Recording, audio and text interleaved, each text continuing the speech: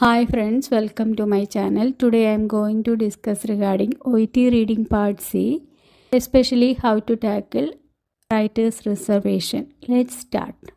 Reading part സിയിലെ പല type of questions എങ്ങനെയാണ് നമ്മൾ ഡീൽ ചെയ്യുന്നതെന്ന് ഇതുവരെ നമ്മൾ നോക്കി. അതായത് റൈറ്ററുടെ ഒപ്പീനിയൻ എങ്ങനെയാണ് കണ്ടുപിടിക്കുന്നത്, ആറ്റിറ്റ്യൂഡ് എങ്ങനെയാണ് കണ്ടുപിടിക്കുന്നത്, ഒരു റെഫറൻസ് ടൈപ്പ് ഓഫ് ക്വസ്റ്റ്യൻ വന്നാൽ അതെങ്ങനെയാണ് കണ്ടുപിടിക്കുന്നത്, ഹൈലൈറ്റഡ് തിങ്സ് വന്നാൽ എങ്ങനെയാണ് അതിൻ്റെ ആൻസേഴ്സ് എടുക്കുന്നത്, അതുപോലെ തന്നെ ഒരു ജിസ്റ്റ് ടൈപ്പ്, അതായത് what does the writer made in the third paragraph എന്ന് പറഞ്ഞ ഒരു ക്വസ്റ്റ്യൻ.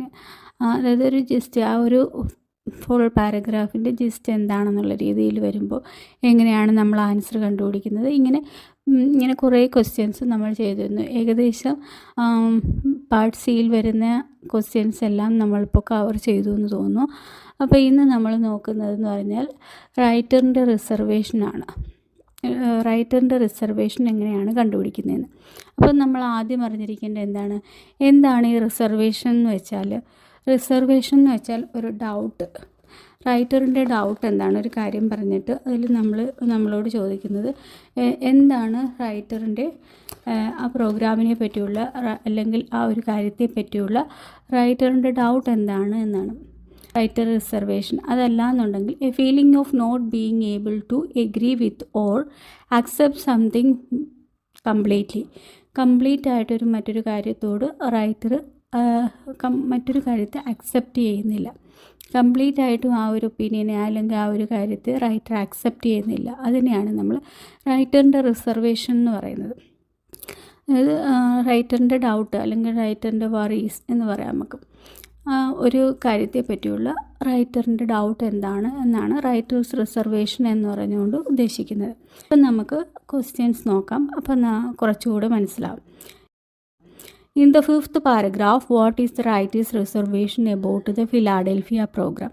ഇപ്പോൾ ഇവിടെ ചോദിച്ചിരിക്കുന്നത് ഫിഫ്ത്ത് പാരഗ്രാഫിൽ ഫിലാഡൽഫിയ പ്രോഗ്രാമിനെ പറ്റിയുള്ള റൈറ്ററിൻ്റെ റിസർവേഷൻ എന്താണെന്നാണ് ചോദിച്ചിരിക്കുന്നത്. നമ്മൾ പാരഗ്രാഫിലോട്ട് പോകുന്നു. But to return to the program in Philadelphia, my firm belief is that if patients do not have strong enough incentives to take their medications so they can live longer, healthier lives, then the long-term benefit of providing financial incentives are likely to be minimal. അപ്പോൾ ഇവിടെ പറഞ്ഞിരിക്കുന്നത് but to return to the program Philadelphia. അപ്പം എന്താ പറയുന്നത്, ഈ Philadelphia പ്രോഗ്രാമിനെ പറ്റി നേരത്തെ എവിടെയോ മെൻഷൻ ചെയ്തിട്ടുണ്ടതാണ്. Return to the program in Philadelphia പ്രോഗ്രാമിലോട്ട് നമുക്ക് തിരിച്ചു വരാമെന്നാണ്. My firm belief is that if patients do not have a strong enough incentives to take their medication so they can live longer, healthier lives, then the long-term benefits of providing financial incentives are likely to be minimal. ഇവിടെ പറയുന്നത് വെച്ചാൽ ഇപ്പം നമ്മളൊരു കാര്യം പൈസ കൊടുത്ത് ചെയ്യിപ്പിച്ചാൽ അതിൻ്റെ effect എന്ന് പറയുന്നത് മിനിമലായിരിക്കും അല്ലേ. അത് ഒന്നുകിൽ പൈസ നമ്മൾ കൊടുക്കുന്നത് കുറയ്ക്കുകയോ അല്ലെങ്കിൽ നിർത്തുകയോ ഒക്കെ ചെയ്തു കഴിഞ്ഞാൽ ഈ പറഞ്ഞ കാര്യങ്ങളും അതുപോലെ അവിടെ അതിൻ്റെ എഫക്റ്റും മിനിമലാകും. അതായത് സ്വന്തമായിട്ട് തോന്നിയ ഒരു കാര്യം ചെയ്യുന്നതും പൈസ കൊടുത്ത് ചെയ്യിപ്പിക്കുന്നതും തമ്മിൽ രണ്ടും വ്യത്യാസമുണ്ടല്ലേ.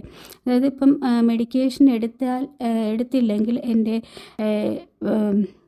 ലൈഫിനെ ബാധിക്കും, അതല്ലെങ്കിൽ ഇത് മെഡിക്കേഷൻ എടുത്തു കഴിഞ്ഞാൽ അതെനിക്ക് ഒരുപാട് നാൾ ജീവിക്കാൻ സഹായിക്കും, അതുപോലെ ഹെൽത്തിയറായിട്ട് ജീവിക്കാൻ പറ്റും എന്നൊക്കെയുള്ളൊരു തോന്നലോട് കൂടി നമ്മൾ ആ മെഡിക്കേഷൻ എടുത്തു കഴിഞ്ഞാൽ അതിൻ്റെ എഫക്റ്റ് എന്ന് പറഞ്ഞാൽ അത് നിലനിൽക്കും. അത് അങ്ങനെയുള്ളൊരു വ്യക്തിയാണെന്നുണ്ടെങ്കിൽ നമ്മൾ ആ മെഡിക്കേഷൻ എടുക്കാനുള്ള ചാൻസ് കൂടുതലാണ്. അതേസമയം പൈസ കൊടുത്ത ഒരാളെ കൊണ്ട് എടുപ്പിക്കുകയാണ്, ഈ ഒരു കൺസെപ്റ്റൊന്നുമില്ല. അവർക്ക് ഞാൻ മെഡിസിൻ കഴിച്ചാൽ എൻ്റെ ലൈഫ് കൂട്ടാൻ പറ്റും, അങ്ങനെ ഒരു കൺസെപ്റ്റൊന്നും ഇല്ലാതെ അയാൾക്ക് നമ്മൾ പൈസ കൊടുത്ത് ചെയ്യുവാണെങ്കിൽ അതിൻ്റെ ലോങ് ടൈം ബെനിഫിറ്റ് എന്ന് പറഞ്ഞാൽ കുറവായിരിക്കും. അത് നമ്മൾ പൈസ കൊടുക്കുന്നത് നിർത്തുകയോ ഒക്കെ ചെയ്യുമ്പോഴത്തേക്ക് അതിൻ്റെ എഫക്റ്റും കുറയും എന്നുള്ള കാര്യമാണ് ഇവിടെ പറയുന്നത്. എന്താ പറയുന്നത്, my firm belief is that patient do not have a strong enough incentives to take their medication so they can live longer, healthier lives, then the long time benefit of providing financial incentives are likely to be minimal. ഇനി പറയുന്നു, at the outset the rewards may be substantial enough to elicit response. അപ്പോൾ at the outset എന്ന് വെച്ചാൽ തുടക്കത്തിൽ the rewards may be substantial.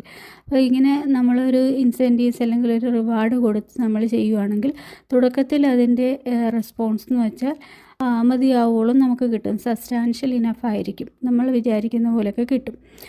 But one isolated system or a patient study is not an accurate depiction of the real life scenario. എന്നാൽ ഒരു isolated സിസ്റ്റമോ ഒരു patient studio ഒന്നും വെച്ചിട്ട് നമുക്ക് ആക്യുറേറ്റ് ആയിട്ട് അതിൻ്റെ ചിത്രം പറയാൻ, റിയൽ ലൈഫ് സിനാരിയോയിൽ അതിൻ്റെ ചിത്രം പറയാൻ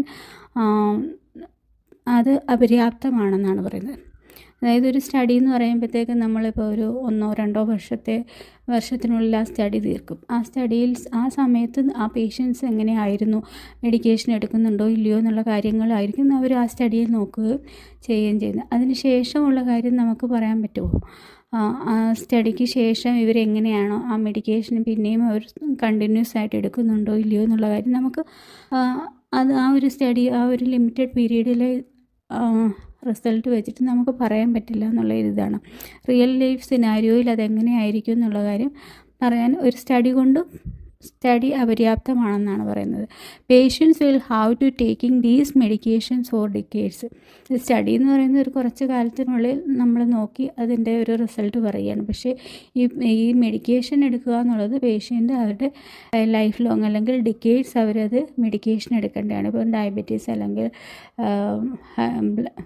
ഹൈ ബ്ലഡ് പ്രഷർ ഇതിനൊക്കെ നമ്മൾ എടുക്കുന്ന മെഡിക്കേഷൻ എന്ന് പറഞ്ഞാൽ ലൈഫ് ലോങ് നമ്മൾ എടുക്കേണ്ടതാണ്. അതിന് വേണ്ടിയിട്ടൊരു മെഡിക്കേഷൻ കംപ്ലയിൻസ് ഉണ്ടാവാതിരിക്കാൻ വേണ്ടി ഇൻസെൻറ്റീവ്സ് കൊടുത്തിട്ട് ആ ഒരു കാര്യം നമ്മളൊരു ചെറിയ സ്റ്റഡിയിലൂടെ നമ്മൾ നോക്കിക്കഴിഞ്ഞാൽ അത് കുറച്ച് നാളത്തെ ആ പേഷ്യൻറ്റിൻ്റെ റെസ്പോൺസ് മാത്രമായിരിക്കും ആ സ്റ്റഡിയുടെ റിസൾട്ട് എന്ന് പറയുന്നത്.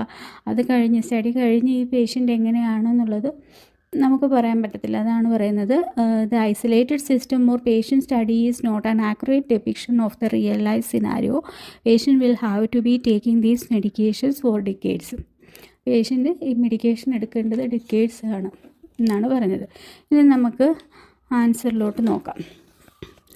ഇവിടെ നമ്മുടെ ആൻസർ ഓപ്ഷൻ ഡി നോക്കാം നമുക്ക്. The particular sample chosen to participate. അപ്പം അവിടെ നമുക്കൊരു ചെറിയൊരു കൺഫ്യൂഷൻ വരാം, particular sample chosen to participate എന്നുള്ളത്.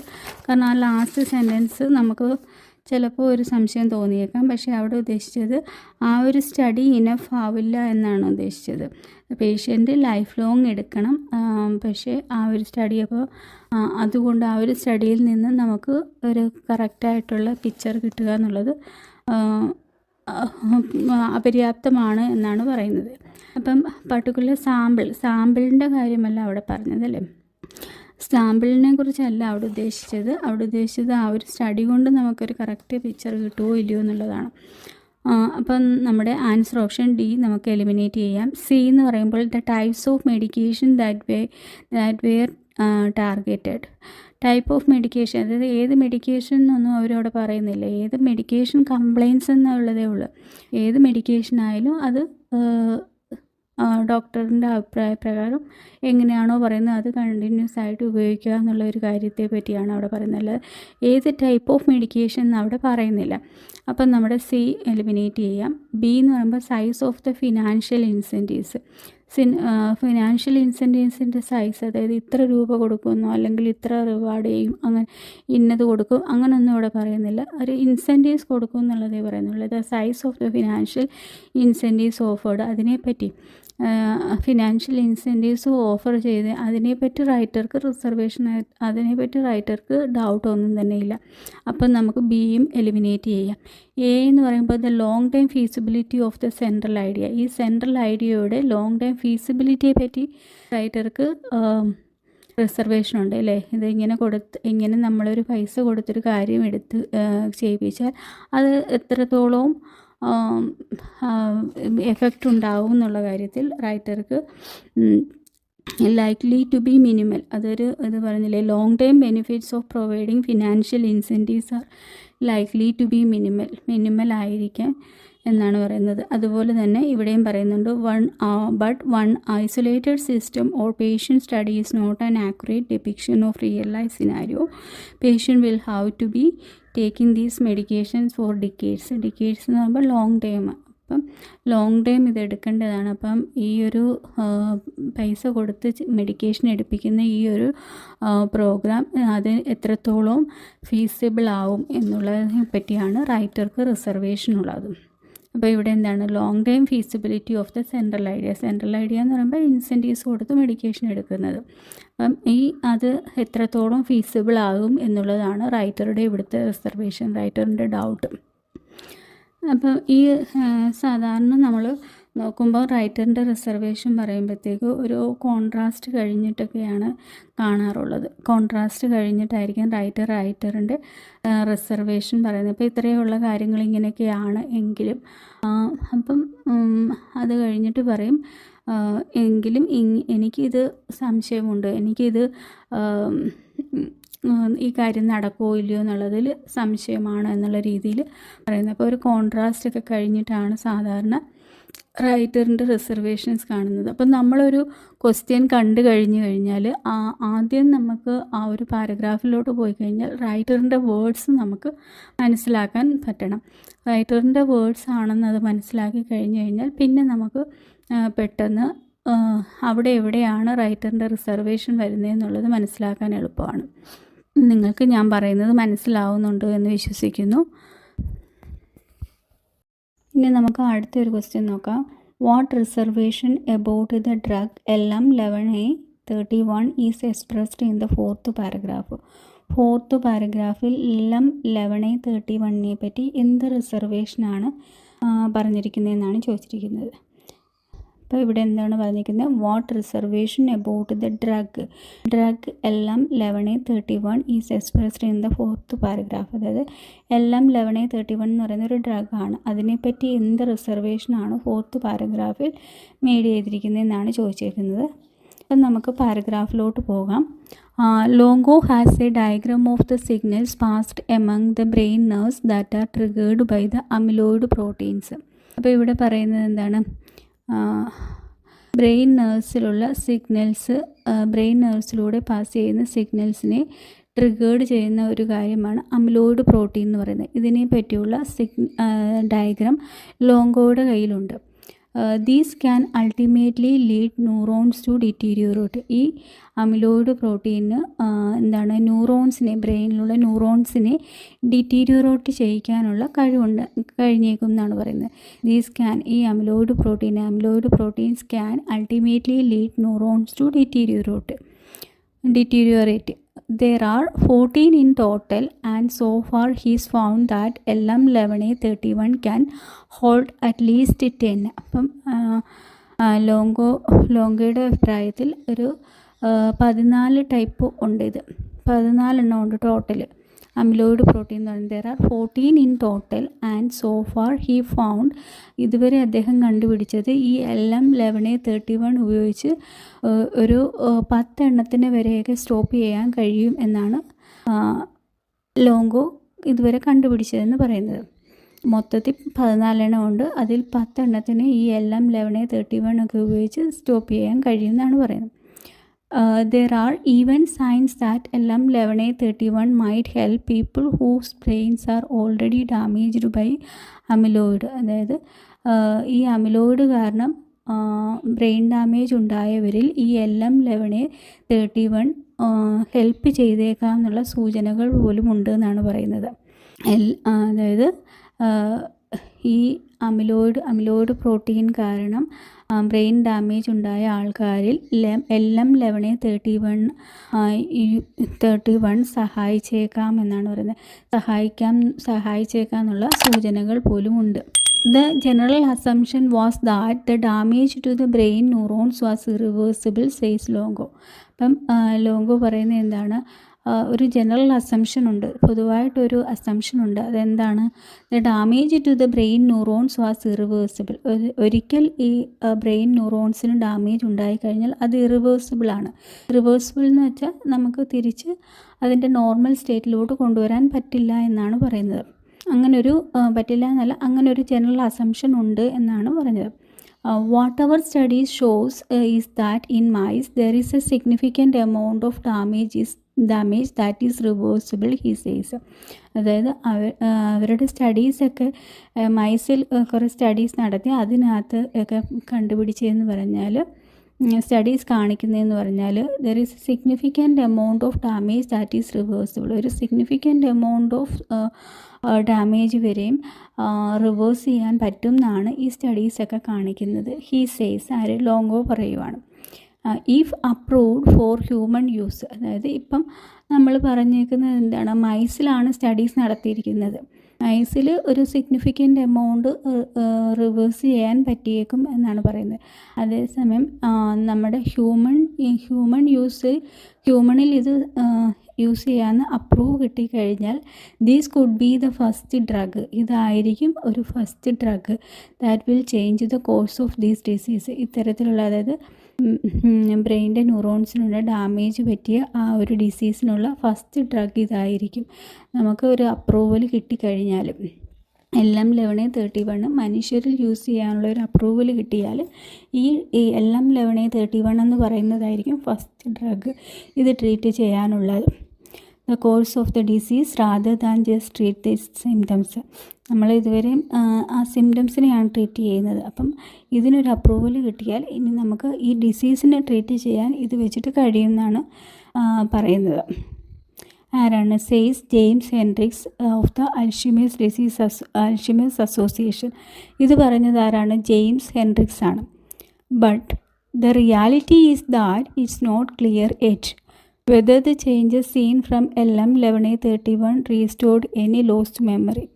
അപ്പം പിന്നെ പറയുകയാണ്, ഇങ്ങനെയൊക്കെ ആണെങ്കിലും the reality is not clear, അതായത് റിയൽ ലൈഫിൽ എങ്ങനെയാണെന്നുള്ളത് കാര്യം അറിയില്ല, ഇതുവരെയും അറിയില്ല. Whether the changes seen from the LM1131 restored any lost memory, അതായത് ഒരു ലോസ്റ്റായ മെമ്മറി റീസ്റ്റോർ ചെയ്യാൻ കഴിയുമോ ഇല്ലയോ എന്നുള്ള ഒരു കാര്യം ഇതുവരെയും ക്ലിയർ ആയിട്ടില്ല. റിയാലിറ്റിയിൽ യഥാർത്ഥത്തിൽ ഇത് അങ്ങനെ ഒരു കാര്യം നടക്കുമോ ഇല്ലയോ എന്നുള്ള കാര്യമൊന്നും ഇതുവരെയും ക്ലിയർ അല്ല എന്നാണ് പറയുന്നത്. Brain experts are eagerly awaiting Longo's next series of studies for the answer of that question. അതായത് ലോങ്കോ അല്ലേ മൈസിലൊക്കെ സ്റ്റഡീസ് നടത്തിയത്. അപ്പം ആ ഒരു കാരണത്താൽ ബ്രെയിൻ എക്സ്പേർട്സ് എല്ലാം ഈഗർലി വെയിറ്റിംഗ് ആണ്. ലോങ്കോയുടെ നെക്സ്റ്റ് സ്റ്റഡീസും അതിൻ്റെ ഈ ക്വസ്റ്റ്യനോടുള്ള ആൻസറിനും വേണ്ടിയിട്ട് ബ്രെയിൻ എക്സ്പേർട്സ് വെയിറ്റിംഗ് ആണ്. So far not everyone is convinced. ഇതുവരെ എല്ലാവരും കൺവിൻസ്ഡ് അല്ല. നോട്ട് എവരി വൺ, എല്ലാവരും തന്നെ കൺവിൻസ്ഡ് അല്ല. To bring back neurons that have been destroyed by plaques and triangles, to me that still seems almost like a science fiction. അപ്പം says Hendricks പറയുവാണ്, ഈ ന്യൂറോൺസിനെ തിരിച്ചു കൊണ്ടുവരിക എന്നുള്ളത്, ഡിസ്ട്രോയ് ആയ ന്യൂറോൺസിനെ തിരിച്ചു കൊണ്ടുവരിക എന്നുള്ളത് ഇപ്പോഴും സയൻസ് ഫിക്ഷനാണ്, സയൻസിൻ്റെ ഒരു ഫിക്ഷനാണ് എന്നാണ് പറയുന്നത്. ആര്? ഹെൻഡ്രിക്സ് പറയുന്നത്. അപ്പം ഇവിടെ ഇനി നമുക്ക് ആൻസർ ഓപ്ഷൻസ് നോക്കാം. ഇവിടെ പറഞ്ഞത് എ ഓപ്ഷൻ പറഞ്ഞതെന്ന് വെച്ചാൽ restoration of the neurons may only be short time, അതായത് ഷോർട്ട് ടേം പീരീഡിലേക്ക് മാത്രമേ നമുക്ക് ഈ ന്യൂറോൺസിനെ റീസ്റ്റോർ ചെയ്യാൻ പറ്റൂ എന്നുള്ളതാണോ LM1131 പറ്റിയുള്ള റിസർവേഷൻ? അങ്ങനെ ഒന്നും പറയുന്നില്ലല്ലോ. ഈ LM1131 ഒരു ഷോർട്ട് ടൈമിലേക്ക് റീസ്റ്റോർ ചെയ്യാൻ പറ്റൂ എന്നെങ്ങും പറയുന്നില്ല അല്ലേ. അത് സഹായിച്ചേക്കാം എന്ന് പറയുന്നുണ്ട്, പക്ഷെ അത് ഷോർട്ട് ടൈം ആണോ ലോങ് ടൈം ആണോ എന്നൊന്നും പറയുന്നില്ലല്ലോ. Might help. There are even science that LM1131 might help people whose brains are already damaged by amyloid എന്ന് പറഞ്ഞേക്കുന്നത്. അതായത് ഡാമേജ്ഡ് ആയ ബ്രെയിൻ ഡാമേജ് ആയവരെ ഈ LM1131 സഹായിച്ചേക്കാം എന്നാണ്. അത് ഷോർട്ട് ടൈം ആണോ അങ്ങനെയൊന്നും പറഞ്ഞിട്ടില്ല. അപ്പം നമുക്ക് ആൻസർ ഓപ്ഷൻ എ എലിമിനേറ്റ് ചെയ്യുക. ബി എന്ന് പറയുമ്പോൾ research by Longo's team may have been biased. ലോങ്കോയുടെ ടീം ബയാസ്ഡായി എന്ന് പറഞ്ഞു. അവർ ബയാസ്ഡായി എന്ന് പറഞ്ഞിട്ടില്ല. ഇതുവരെയുള്ള സ്റ്റഡീസിലൊന്നും ക്ലിയർ അല്ല എന്നേ പറഞ്ഞിട്ടുള്ളൂ, ബയാസ്ഡ് ആണെന്ന് പറഞ്ഞിട്ടില്ല. Reality is not clear yet whether the changes seen from LM11A31 restored any lost memory. Brain expert are eagerly waiting Longo's next studies series of studies. Next series of സ്റ്റഡീസിന് വേണ്ടിയിട്ട് brain experts waiting ആണ് എന്നാണ് പറഞ്ഞത്. അല്ലാതെ അയാളുടെ studies biased ആണ് എന്ന് previous സ്റ്റഡീസിലൊന്നും ഇതുവരെ തെളിയിച്ചിട്ടില്ല. ഈ LM11A31 എന്ന് പറയുന്നതിന് ആ ഒരു ഡ്രഗിൻ്റെ ഇത് എഫക്റ്റൊന്നും ഇതുവരെ തെളിയിച്ചിട്ടില്ല. ഇനിയും ബ്രെയിൻ എക്സ്പേർട്സ് എല്ലാം വെയിറ്റിംഗ് ആണ് ഈ ഒരു ക്വസ്റ്റ്യനോട്. ഇത് LM11A31 എഫക്റ്റീവ് ആവുമോ ഇല്ലയോ എന്നുള്ളത്, ഈ ബ്രെയിൻ ഡാമേജിന് റീസ്റ്റോർ ചെയ്യിക്കാൻ പറ്റുമോ ഇല്ലയോ എന്നുള്ള കാര്യത്തിൽ ഇതുവരെയും ഒന്നും ഒരു ക്ലിയർ പിക്ചർ കിട്ടിയിട്ടില്ല. ഇനിയും ബ്രെയിൻ എക്സ്പേർട്സ് എല്ലാം ഫർദർ സ്റ്റഡീസ് അവൈറ്റിംഗ് ആണെന്നാണ് പറഞ്ഞേക്കുന്നത്.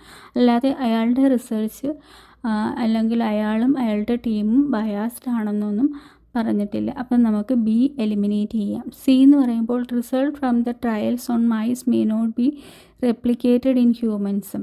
ഹ്യൂമൻസിൽ mice may not be replicated in humans അങ്ങനെ പറഞ്ഞിട്ടുണ്ടോ? അങ്ങനെ പറഞ്ഞിട്ടില്ല. മൈസിലാണ് നമ്മൾ ഇതുവരെ സ്റ്റഡി നടത്തിയത്. അപ്പം അത് ഹ്യൂമൻസിൽ യൂസ് ചെയ്ത് കഴിഞ്ഞാൽ ഇതായിരിക്കും അതിൻ്റെ ഡ്രഗ് എന്നാണ് പറഞ്ഞത് അല്ലേ. ഇതായിരിക്കും അതിന് യൂസ് ചെയ്യാൻ പറ്റുന്ന ഫസ്റ്റ് ഡ്രഗ് എന്നാണ് അവിടെ പറഞ്ഞിരിക്കുന്നത്. അല്ലാതെ ഇത് ഹ്യൂമൻസിൽ റെപ്ലിക്കേറ്റ് ചെയ്യത്തില്ല എന്നൊന്നും പറഞ്ഞിട്ടില്ല. ഇങ്ങനെ ഈ ഒരു മെഡിസിൻ നമ്മൾ ഹ്യൂമൻസിൽ യൂസ് ചെയ്താൽ അതായിരിക്കും അതിൻ്റെ ബ്രെയിൻ ഡാമേജിനെ റീസ്റ്റോർ ചെയ്യാനുള്ള ഒരു ഫസ്റ്റ് ഡ്രഗ് എന്നാണ് അവിടെ പറഞ്ഞേക്കുന്നത്. അല്ലാതെ ഇത് ഹ്യൂമൻസിൽ ഇത് റെപ്ലിക്കേറ്റ് മൈസിലുണ്ടായ results from the trials on mice may not be replicated. മൈസിലെ ട്രയൽസ് ഹ്യൂമൻസിൽ റെപ്ലിക്കേറ്റ് ചെയ്യത്തില്ല എന്നൊന്നും പറയുന്നില്ല. അപ്പോൾ സിയും നമുക്ക് എലിമിനേറ്റ് ചെയ്യാം. ഡി എന്ന് പറഞ്ഞാൽ reversal of damage may not have any effect on the patient's memory. അപ്പം reversal of damage may not have any effect on the patient's memory അതല്ലേ പറയുന്നത്. Reversal of damage may not have any effect on the patient memory. അതായത് ഇവിടെ പറയുന്നുണ്ട് the reality is that it's not clear yet whether the changes seen from the LM11A31 restored any lost memory. അത് change ചെയ്യുമോ ഇല്ലയോ എന്നൊന്നും ഇതുവരെയും clear അല്ല എന്നാണ് പറയുന്നത്. അത് LM11A31 restored any lost memory, ലോസ്റ്റായ മെമ്മറി റീസ്റ്റോർ ചെയ്യുമോ ഇല്ലയോ എന്നൊന്നും അറിയില്ല. അതിനെപ്പറ്റിയുള്ള ഒരു കാര്യം ക്ലിയർ അല്ല. റിവേഴ്സൽ ഓഫ് ഡാമേജ് റിവേഴ്സൽ ആവും may not have an effect on the patient's memory. പേഷ്യൻറ്റിൻ്റെ മെമ്മറിയിൽ ഇത് എങ്ങനെ ആകും എന്നുള്ള കാര്യം ഇതുവരെയും ക്ലിയർ അല്ല എന്നാണ് പറഞ്ഞേക്കുന്നത്. അത് തന്നെയാണ് നമ്മുടെ ഡിയിൽ പറഞ്ഞേക്കുന്നത്. Reversal of damage may not have any effect on the patient's memory. അപ്പം ഇങ്ങനെയാണ് നമ്മൾ റൈറ്ററിൻ്റെ റിസർവേഷൻസ് എടുക്കുന്നത്. റൈറ്ററിൻ്റെ ഞാൻ നേരത്തെ പറഞ്ഞിരുന്നു, റിസർവേഷൻ ചോദിക്കുമ്പോൾ നമുക്ക് മിക്കവാറും ഒരു ഒരു കോൺട്രാസ്റ്റിന് ശേഷമായിരിക്കും നമ്മുടെ റൈറ്ററിൻ്റെ റിസർവേഷൻ കാണാൻ കഴിയുന്നത്. എല്ലായ്പ്പോഴും അല്ല, ഒരു 90% നമുക്കൊരു ഒരു കോൺട്രാസ്റ്റിന് ശേഷമായിരിക്കും ഈ റിസർവേഷൻ കിട്ടുന്നത്. അപ്പോൾ ഇവിടെ ഒരു പാരഗ്രാഫ് നമ്മൾ എടുത്തു കഴിഞ്ഞാൽ നമുക്ക് അറിയാൻ കഴിഞ്ഞിരിക്കണം ഏതൊക്കെയാണ് റൈറ്ററിൻ്റെ വേർഡ്സ് എന്ന്. അപ്പോഴാണ് നമുക്ക് അതിനകത്ത് അപ്പോൾ അവിടെ മാത്രം നമ്മൾ കോൺസെൻട്രേറ്റ് ചെയ്താൽ മതി. ഇപ്പോൾ ഈ ഒരു പാരഗ്രാഫ് എന്ന് വെച്ചാൽ അത്യാവശ്യം ഒരു വലിയ പാരഗ്രാഫാണ് അല്ലേ. അപ്പോൾ ഈ ഒരു പാരഗ്രാഫിൽ നമ്മൾ അറിഞ്ഞിരിക്കണം എവിടെയാണ് റൈറ്ററിൻ്റെ വേർഡ്സ് ഉള്ളത് എന്നുള്ളത്.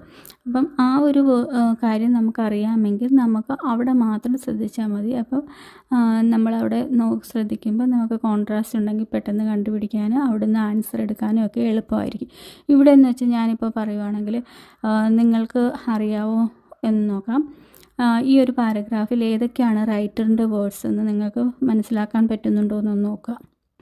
ഞാനൊരു നിങ്ങളിതൊന്ന് വായിച്ച് നോക്കുക. വായിച്ച് നോക്കിയിട്ട് നിങ്ങൾക്ക് അത് റൈറ്ററിൻ്റെ വേർഡ്സ് ഏതൊക്കെയാണ് എന്ന് മനസ്സിലാക്കാൻ പറ്റുന്നുണ്ട് എങ്കിൽ നിങ്ങളൊന്ന് കമൻറ്റ് ചെയ്യുക. അല്ലെങ്കിൽ വേണ്ട, ഞാനത് പറഞ്ഞു തരാം. പിന്നീട് ഇതിനകത്ത് ഞാൻ നിങ്ങൾക്ക് പറഞ്ഞു തരാം അതിനുശേഷം നിങ്ങളൊരു പാരഗ്രാഫ് എടുത്തിട്ട് നിങ്ങളത് നോക്കുക. നിങ്ങൾക്ക് റൈറ്ററിൻ്റെ വേർഡ്സ് ഏതാണ്, മറ്റുള്ളവരുടെ വേർഡ്സ് ഏതാണ്, സെൻറ്റൻസുകൾ ഏതാണെന്ന് മനസ്സിലാക്കാൻ പറ്റുന്നുണ്ടോ എന്നുള്ളത്. അങ്ങനെ നിങ്ങൾക്കത് പ്രത്യേകം മനസ്സിലാക്കാൻ കഴിയുന്നുണ്ടെങ്കിൽ ഇങ്ങനെ ഈ ആറ്റിറ്റ്യൂഡ് ചോദിക്കുമ്പോഴായാലും റിസർവേഷൻ ചോദിക്കുമ്പോഴായാലും അവരെന്താണ് ആർഗ്യൂ ചെയ്യുന്നത്, ഇങ്ങനെ റൈറ്ററിൻ്റെ എന്ത് കാര്യങ്ങൾ ചോദിച്ചാലും നമുക്ക് പെട്ടെന്ന് നമുക്ക് ആൻസറിലോട്ട് എത്താൻ പറ്റും. കാരണം റൈറ്ററിൻ്റെ വേർഡ്സ് ഏതാണെന്ന് നമുക്കറിയാമെന്നുണ്ടെങ്കിൽ ആ ഒരു വേർഡ്സിൽ മാത്രം, ആ ഒരു സെൻറ്റൻസിൽ മാത്രം നമ്മൾ കോൺസെൻട്രേറ്റ് ചെയ്താൽ മതിയാവും. ബാക്കിയുള്ള കാര്യങ്ങൾ അപ്പോൾ നമ്മൾ വായിച്ചു വരുമ്പോൾ ബാക്കിയുള്ള കാര്യങ്ങൾ നിങ്ങളങ്ങ് പെൻസിൽ വെച്ച് വെട്ടിയിട്ട് നിങ്ങൾ ആ ഒരു വെട്ടാത്ത ഭാഗം നിങ്ങൾ കോൺസെൻട്രേറ്റ് ചെയ്ത് വായിച്ചാൽ മതിയാവുമല്ലോ. അപ്പോൾ ഇവിടെ എന്ന് പറയുമ്പോൾ ഞാൻ പറയാം, ആദ്യത്തെ sentence Longo has the diagram of the signal passed among the brain nerves that are triggered by amyloid proteins.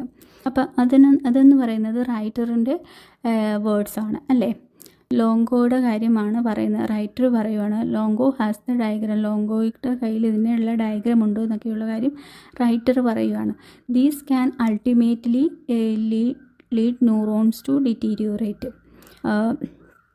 These can ultimately lead neurons to deteriorate. There are 14 in total and so far he found എന്ന് പറയുമ്പോൾ ഈ Longo found എന്നുള്ളതാണ് ഇപ്പോൾ writer പറയുകയാണ്. There are 14 in total and so far he has found that LM11A31 can hold at least 10. There are even signs that LM11A31 might help people whose brains are already damaged by amyloid. അപ്പം ആ first sentence മുതൽ ഈ damaged by amyloid എന്ന് പറഞ്ഞ അത്രയും ഭാഗം പറഞ്ഞിരിക്കുന്നത് റൈറ്ററിൻ്റെ വേർഡ്സാണ് അത്രയും എന്ന് പറയുന്നത്. പിന്നെ അടുത്തത് the general assumption was that the damage to the brain neurons was irreversible says Longo. ആ പറഞ്ഞത് ആരാണ്? ലോങ്കോ ആണ്. ലോങ്കോയുടെ സെൻറ്റൻസാണ്. അത് ലോങ്കോയുടെ സെൻറ്റൻസ് ആണെന്ന് മനസ്സിലാക്കാൻ 2 ക്ലൂസ് ഉണ്ട് അവിടെ. ഏതൊക്കെയാണ്? സെയ്സ് ലോങ്കോ, ഇത് പറഞ്ഞത് ലോങ്കോ ആണെന്ന് ഓൾറെഡി അവിടെ എഴുതിയിട്ടുണ്ട്. അപ്പോൾ അത് കാണുമ്പോൾ നമുക്ക് മനസ്സിലായി ഇത് ലോങ്കോയുടെ സെൻറ്റൻസ് ആണെന്ന്. അതുപോലെ തന്നെ അവിടെ നമ്മളൊരു ഇൻവേർട്ടഡ് കോമ കണ്ടോ, ദ എന്ന് തുടങ്ങുന്നതിന് മുന്നായിട്ട് ഇൻവേർട്ടഡ് കോമ ഉണ്ട്. അതുപോലെ തന്നെ എന്താണ്, ദ ന്യൂറോൺസ് വാസ് ഇറിവേഴ്സിബിൾ. അപ്പം അവിടെയാണ് ആ കോമ എൻഡ് ചെയ്യുന്നത്. അപ്പോൾ ഇത്രയും വരെ the general assumption was that the damage to the brain neurons was irreversible. ഇത്രയും പറഞ്ഞിരിക്കുന്നത് ലോങ്കോയാണ്. അപ്പോൾ ആ സെൻറ്റൻസിൽ നമ്മുടെ ആൻസർ തപ്പേണ്ട കാര്യമില്ല. What our studies shows is that in mice there is a significant amount of damage that is reversible he says. ഇതും പറഞ്ഞതാരാണ്? ലോങ്കോയാണ്. He എന്ന് പറയുന്നത് ഇവിടെ ലോങ്കോയാണ്. അപ്പം അതും ഇൻവേർട്ടഡ് കോമയിലാണ്. ഇപ്പം അവിടെ അതാ മുതൽ ഇവിടുത്തെ സെക്കൻഡ് ഹീ സെയ്സ് വരെയും നമ്മൾ കണ്ടു. അത്രയും പറഞ്ഞത് ലോങ്കോയാണ്. If approved for human use these could be the first drug that will change the course the disease rather than just treat the symptoms says James Hendricks of the Alzheimer's Association. If approved മുതൽ Alzheimer's Association വരെ പറഞ്ഞതാരാണ്? James Hendricks ആണ്. ഇപ്പോൾ നിങ്ങൾക്ക് മനസ്സിലാവുന്നുണ്ടെന്ന് കരുതുന്നു. അതായത് ഒരിക്കലും നമ്മുടെ റൈറ്ററിൻ്റെ ഒപ്പീനിയനോ അല്ലെങ്കിൽ റൈറ്ററിൻ്റെ ആറ്റിറ്റ്യൂഡ് ഈ കാര്യങ്ങളൊന്നും പറയുന്നിടത്ത് റൈറ്ററിൻ്റെ വേർഡ്സുകളൊന്നും തന്നെയും നമുക്ക് ഇൻവേർട്ടഡ് കോമയിൽ കാണത്തില്ല. ഇൻവേർട്ടഡ് കോമയിൽ തരുന്നതെന്ന് പറഞ്ഞാൽ മറ്റൊരാൾ പറഞ്ഞ ഒരു കാര്യമാണ്. ഇപ്പോൾ ഇവിടെ തന്നെ ലോങ്കോ പറഞ്ഞ കാര്യം പറയുന്നുണ്ട്, അതുപോലെ തന്നെ ജെയിംസ് ഹെൻഡ്രിക്സ് പറഞ്ഞ കാര്യം പറയുന്നുണ്ട്. അപ്പോൾ ദ ജനറൽ അസംഷൻ തൊട്ട് അൽഷിമേഴ്സ് അസോസിയേഷൻ എന്ന് പറഞ്ഞിരിക്കുന്ന അവിടം വരെയും മറ്റുള്ളവരുടെ വേർഡ്സാണ്. ലോങ്കോയുടെയും ജെയിംസ് ഹെൻഡ്രിക്സിൻ്റെയും വേർഡ്സാണ്. ഇനി അത് കഴിഞ്ഞിട്ട് but the reality is that, അവിടം തൊട്ട് ആരുടെയാണ്? പിന്നെയും നമ്മുടെ റൈറ്ററിൻ്റെ വേർഡ്സാണ്. But the reality is that it's not clear yet whether the changes seen from LM11A31 restored any lost memory. അപ്പോൾ ഈ പറഞ്ഞിരിക്കുന്ന കാര്യം ഇത്രയും റൈറ്ററാണ് പറഞ്ഞിരിക്കുന്നത്. അടുത്തതും നമുക്ക് ഇൻവേർട്ടഡ് കോമയിലല്ല. അപ്പം നമുക്ക് മനസ്സിലാക്കാം അത് റൈറ്ററിൻ്റെ വാക്കുകളാണ്. Brain experts are eagerly awaiting Longo's next series of studies for the answer to that question. ഈ ക്വസ്റ്റ്യനുള്ള ആൻസർ ബ്രെയിൻ എക്സ്പേർട്സ് അവൈറ്റ് ചെയ്യുവാണെന്നാണ് പറഞ്ഞത്. അപ്പോൾ ഇതെല്ലാം പറയുന്നത് ആരാണ്? റൈറ്ററാണ് പറയുന്നത്. ഇനി പറയുന്നത് so far not everyone is convinced, ഇത്രയും പറഞ്ഞേക്കുന്നത് റൈറ്ററാണ്. ഇനി എന്താണ്? ടു ബ്രിങ് ബാക്ക് ന്യൂറോൺസ്, അപ്പോൾ അവിടെ ഒരു ഇൻവേർട്ടഡ് കോമ തുടങ്ങി. അപ്പം ആ കൺവിൻസ്ഡ് കഴിഞ്ഞിട്ട് പിന്നെയും വേറെ ആരുടെയോ വേർഡ്സ് ആണ് വരുന്നത് നമുക്ക് മനസ്സിലാക്കാൻ പറ്റും. To bring back the neurons that have been destroyed by the plaques and tangles to me that still seems almost like science fiction says Hendricks. ഈ പറഞ്ഞിരിക്കുന്നത് ആരാണ്? ഹെൻഡ്രിക്സ് ആണ്.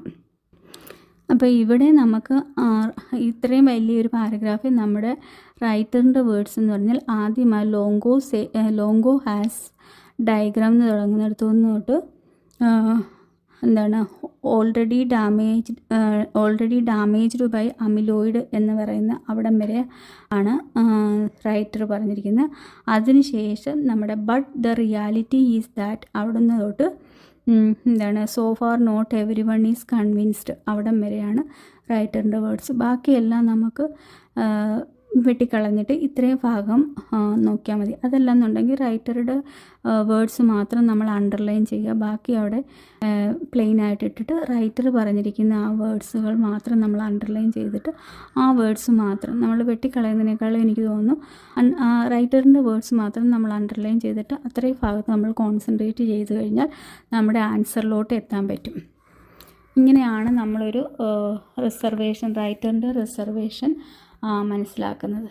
ഇത് നിങ്ങൾക്ക് ഞാൻ പറയുന്നത് മനസ്സിലാവുന്നുണ്ടെന്ന് വിശ്വസിക്കുന്നു. എനിക്കിപ്പം അറിയാൻ പറ്റില്ല, ഇങ്ങനെ നമ്മൾ ഒരു വീഡിയോ എടുത്തിടുന്നത് കാരണം എനിക്കറിയാൻ പറ്റുന്നില്ല നിങ്ങൾക്ക് ഞാൻ പറയുന്ന കാര്യങ്ങൾ മനസ്സിലാവുന്നുണ്ടോ ഇല്ലയോ എന്നുള്ളത്. നിങ്ങൾക്ക് ക്ലിയർ ആവുകയാണെങ്കിൽ ഒന്ന് നിങ്ങൾ അത് ക്ലിയർ ആവുന്നു, അല്ലെങ്കിൽ എന്തെങ്കിലും ഡൗട്ട് ഉണ്ടെങ്കിൽ അങ്ങനെ എനിക്ക് മനസ്സിലാവുന്നില്ല എന്നുണ്ടെങ്കിൽ അങ്ങനെ നിങ്ങൾക്ക് ഈ വീഡിയോയുടെ അടിയിൽ കമൻറ്റ് ചെയ്യാവുന്നതാണ്. നമുക്ക് അടുത്ത ഒരു ക്വസ്റ്റ്യനോട് നോക്കാം. What reservation about the carbon monoxide oximeter does the writer express. അപ്പോൾ ഇവിടെ ചോദിച്ചിരിക്കുന്നത് കാർബൺ മോണോക്സൈഡ് ഓക്സിമീറ്ററിനെ പറ്റി ഉള്ള റൈറ്ററിൻ്റെ റിസർവേഷൻ എന്താണ്, എന്ത് റിസർവേഷനാണ് റൈറ്റർ എക്സ്പ്രസ് ചെയ്തിരിക്കുന്നതെന്നാണ് ഇവിടെ ചോദിച്ചിരിക്കുന്നത്. നമുക്ക് പാരഗ്രാഫിലോട്ട് പോകാം.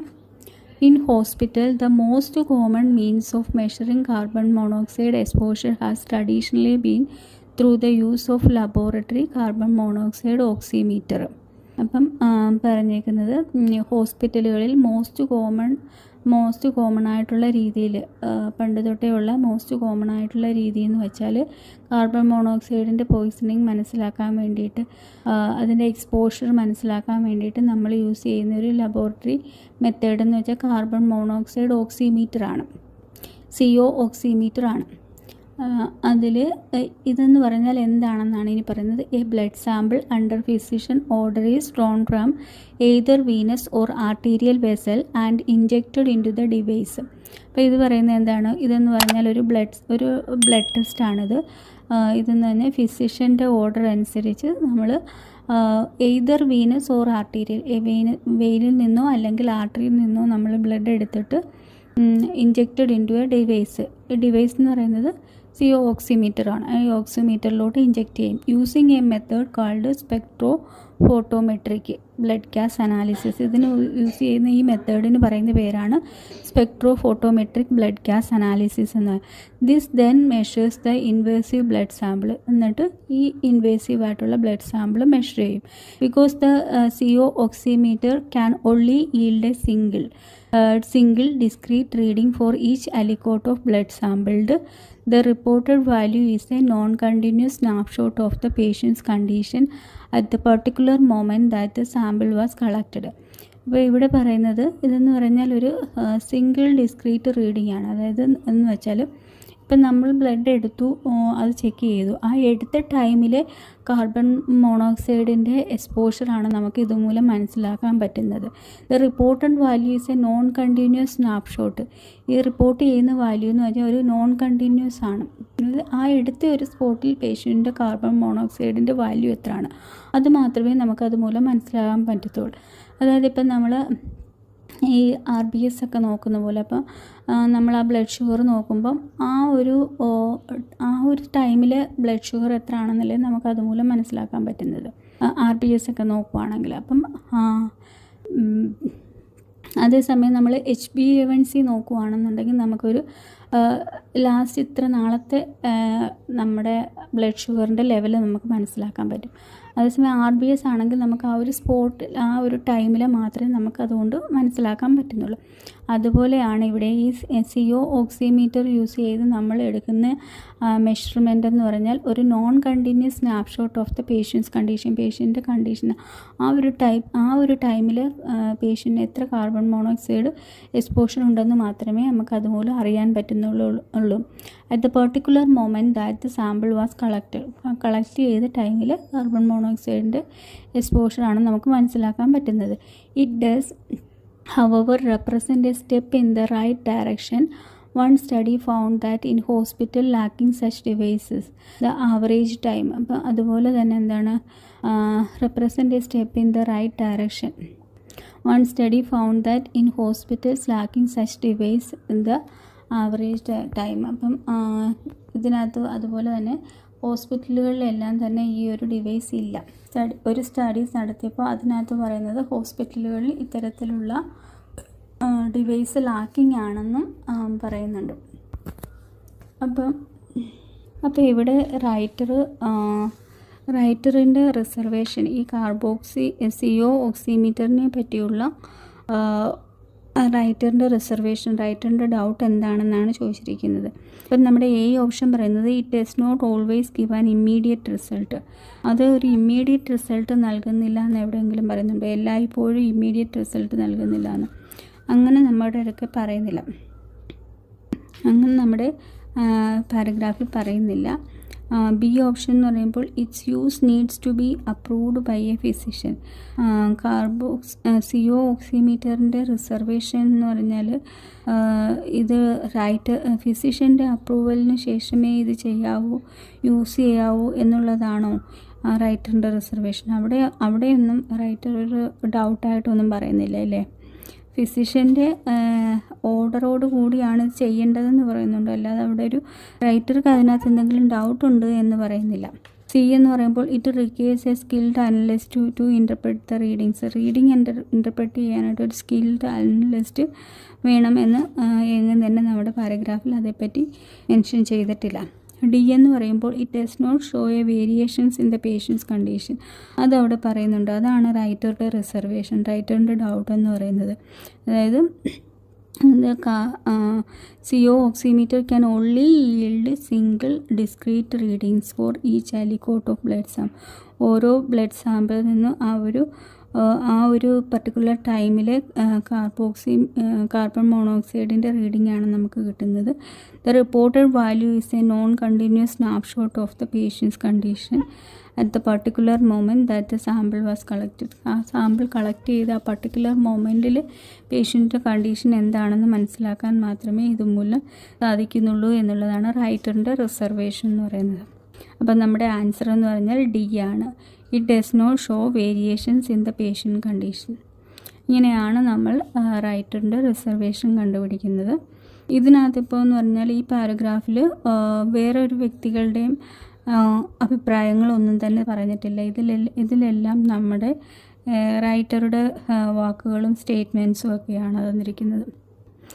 അപ്പം എങ്കിലും നമുക്കതിനകത്തുനിന്ന് മനസ്സിലാക്കാൻ പറ്റുന്നുണ്ട് ഏതാണ് റൈറ്ററിൻ്റെ റിസർവേഷൻ എന്നുള്ളത് അല്ലേ.